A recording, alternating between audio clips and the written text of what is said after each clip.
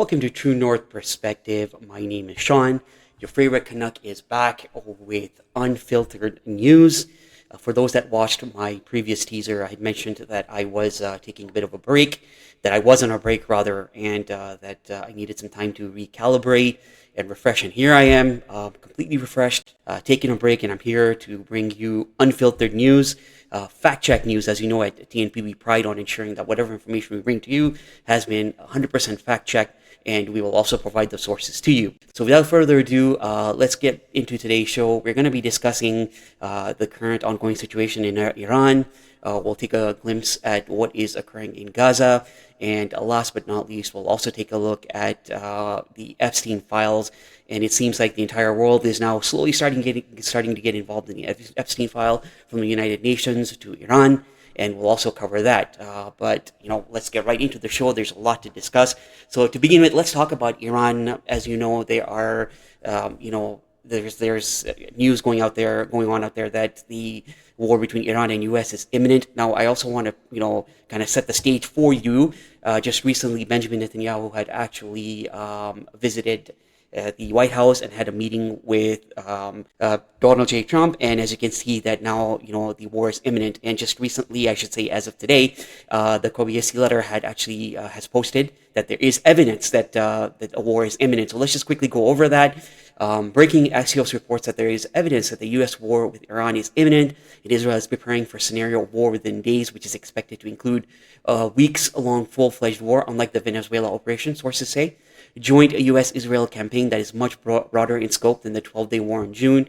U.S. Armada now consists of 2 aircraft carriers, 12 warships, hundreds of fighter jets, and multiple air defense systems.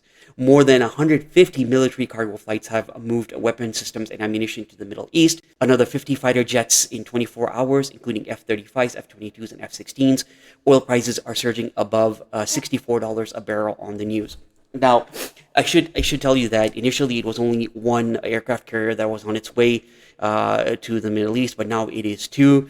And this is all over the nuclear negotiations. Now, again, let me set the precedence here that there was a nuclear agreement, and that was between Barack Obama. In fact, he won a Nobel Peace Prize for it between Iran and the United States.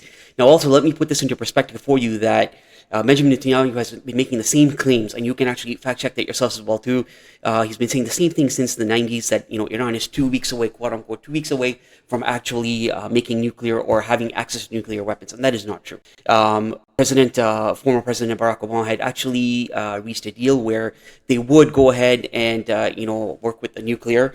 They would actually, go ahead and work with uranium and enrich it, but not to the potential of nuclear weapons, right?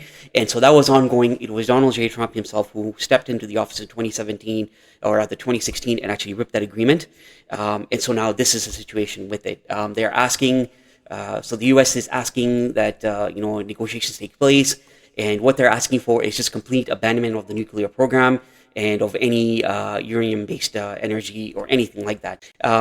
And so, in my opinion, and again, this is my opinion, I don't think any country, whether it be Iran, Iraq, whether it be, Germany or any other country that uses nuclear energy would, agree to a deal like this where they're saying, hey, sure, we'll sign off and we'll stop using nuclear, right? Because apart from weapons, we all know that, a lot of energy is created through nuclear, right, through uranium. In any case, personally, I don't think that Iran is going to agree to this. And I can tell you that Ayatollah Khamenei, who is the supreme leader of Iran, has also commented on this. So we'll take a look at that as well quickly. But it's amazing. I look at the world, and I took a 2-month break, and nothing changed. There's ongoing wars everywhere. Speaking of Gaza, the situation is very dire there as well too. Nothing changed. The peace agreement was a complete hoax. Gazans are still dying. Lebanon is still being bombed, and now we have Iran. That is Iran and U.S. that are going into war again. And again, my instinct tells me that this has a lot to do with Benjamin Netanyahu, which begs the question: what does Israel have on what does Benjamin Netanyahu and Israel have on Donald Trump? Right. That's the main question. He's agreeing to everything that they want, which is odd, right? It seems to me that he's compromised. But again, those are my thoughts. That's what I feel, and I'm sure a lot of you feel strongly out there. I'd love to hear from you in your comments. But let's take a look at the response to Ayatollah Khamenei. Now, also, I should point out before we do move on that right now it is the start of the holy month of Ramadan. So, everybody, in Iran, in Palestine, most Muslim countries, and those that also live in the Western countries are also, going to be, fasting as well. So that's another ongoing thing. So that's the other odd thing that kind of catches me off guard is the fact that they're starting this just before the holy, or just very close to the beginning of the holy month of Ramadan, right? But let's take a quick look here and see what's going on, and I'll read you a couple of quotes. So this was from today again, February. Sorry, my mistake was from yesterday. It is directly from Ayatollah Khamenei, and he basically says down here, a sign of decline of the corrupt, oppressive U.S. empire is its irrationality, such as interfering in our country's internal affairs. They say, limit your missiles to this range. What's that to do with you? Without deterrent weaponry, a country will be crushed by the enemy. If that's the case, there's no room for negotiation. But if negotiations are truly to take place, determining the outcome of the negotiations in advance is a wrong and foolish act. And so I'm going to play you this video of what he said, also about the ongoing protests in Iran. So let me also tell you this right now that with the protests, unfortunately, a lot of people succumb to their injuries and are deceased. But let me tell you that there is a lot of evidence that Mossad and CIA are actually involved. Some of the postmortems that they did, they actually found bullets that belonged to Mossad and CIA. And again, this is all in the front of the economical situation of Iran. And I'm not going to deny the fact that the standard of living is very expensive in Iran. And yes, if you're thinking this, that basically the inflation right now is at 37%, you're absolutely right. And Ayatollah Khamenei actually accepts that, and he's also asked that the government, the current government, look into that and rectify the situation. So let's take a quick look at the video. I'll play it for you. I'll speed it up a little bit for you. It's very short, but I just want to show you that yes, he's acknowledging that.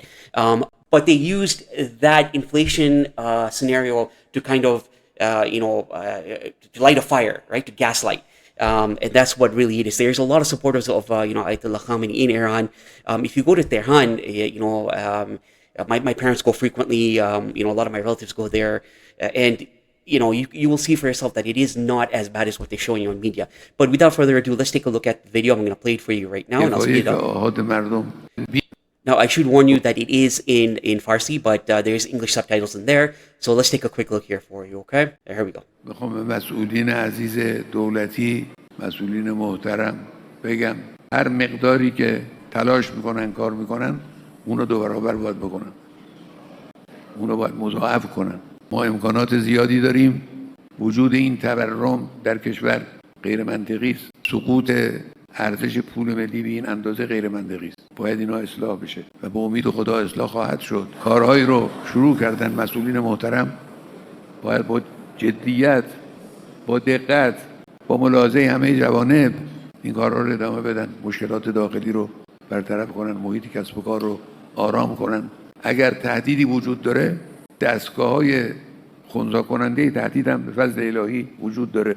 مردم کارشون رو بکنن، زندگیشون رو بکنن، درسشون رو بخونن، محیط کسب و کار رو، تجارتشون رو بدون دغدغه انجام بدن. باید در کشور محیط آرامش، محیط اطمینان به نفس، محیط سکینه باید حاکم باشه. فانزل الله سکینته علی رسوله و علی المؤمنین. خدای متعال انشاءالله آرامش را، اطمینان قلبی را بر یکایک آحاد مردم نازل میکنه و لطف میکنه. مسئولین رو هم موفق میکنه که بتوانن انجام بدن. So what I'll do is I'll leave the link for this video so you guys can view it again, because I know my cursor was in the way and some of the subtitles were covered. But let me summarize it for you. What he said that he is what he said is that he is completely aware of the ongoing situation in Iran right now with the prices and with the standard of living and lifestyle. He's aware of the inflation rate, and he's calling on the government to take care of this as quickly as possible. He's asking for everyone to maintain peace, stay calm, let the government do its job, and help out with the ongoing situation. So they are aware of this, and the reason I played this video for you is I wanted to make a point to you that Ayatollah Khamenei, the supreme leader, the government is aware of the high ongoing prices. They know the situation there. All right. They also there's a lot of rumors and a lot of rumors, like I said, that are going on that Iranian is a very oppressive a nation, and it's not like that. Tehran, if you go to Tehran, you're going to see both sides. You're going to see a side where you will find the Shia theocracy and the religious folks, but you also find the people that they're not that religious. but they live in Tehran, right? But the point I'm trying to make is that, again, what happened here was, the reason of inflation was taken. It was thrown out of perspective. There was gas thrown on it, and like I said, there is a lot of evidence that CIA and Mossad are behind this, right? This is, again, and the other perspective to this is the war is also that they're saying that if Iran, again, to summarize, they're saying that if Iran does not submit to the terms of the United States and give up nuclear weapons, that there will be an answer. And again, if you take a look at what Ayatollah Khamenei says, that he's not willing to negotiate, and I read that out to you before. So you can see what's going on. I'll keep you updated and keep you posted. I want you to see both views. I want you to see what the Western media is saying, the right-wing media, and what the actual truth is. I'll leave some of the links on for you so you can take a look for yourself. Once again, I really do thank you for supporting me and for subscribing and sharing my videos. I know I'm a little bit jittery today because it is my first video back. Hopefully, things will get a bit smoother, but I assure you that whatever I bring you is 100% fact check. I use ground news, as well as, I go through multiple articles, and I do use a lot of AI to fact check. But once again, thank you so much for watching. Please don't forget to like, share, and subscribe. Let's get to 2,000 subscribers. I can't do this without you. Again, thank you so much, and have yourself a great evening.